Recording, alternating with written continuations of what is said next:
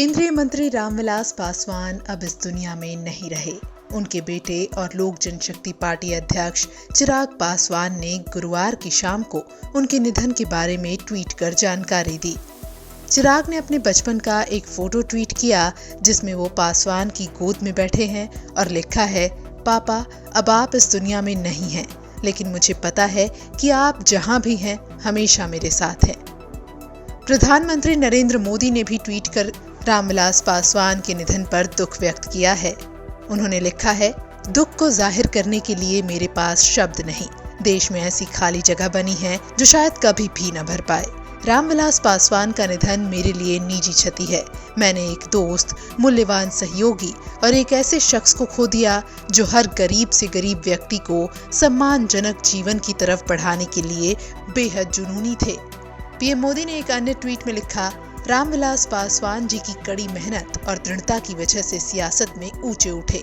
एक युवा नेता के तौर पर उन्होंने इमरजेंसी के दौरान हमारे लोकतंत्र पर आघात और अत्याचार के खिलाफ प्रतिकार किया।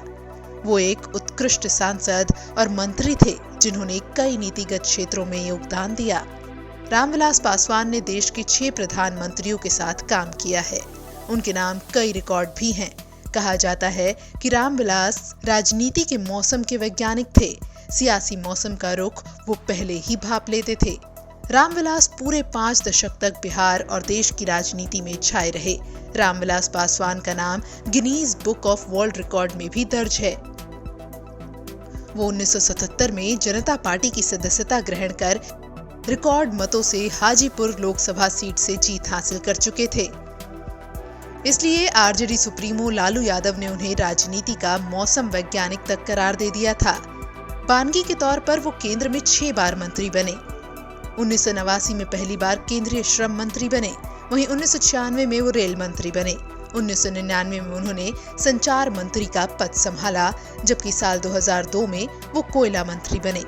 2014 में खाद्य एवं उपभोक्ता संरक्षण मंत्री बने और 2019 में भी उन्हें यही मंत्री पद मिला। रामविलास पासवान एनडीए सरकार में मंत्री थे।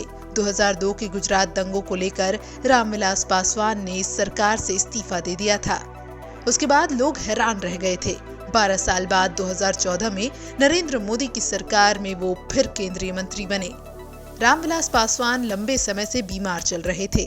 अस्वस्थ रहने की वजह से वो राजनीति में सक्रिय नहीं रहते थे। इसलिए उन्होंने पार्टी की जिम्मेदारी बेटे चिराग पासवान को सौंप दी थी और तब से चिराग ही पार्टी को संभाल रहे थे। बिहार में चुनाव में चिराग पासवान ने अब एनडीए से अलग होकर लड़ने का फैसला किया है।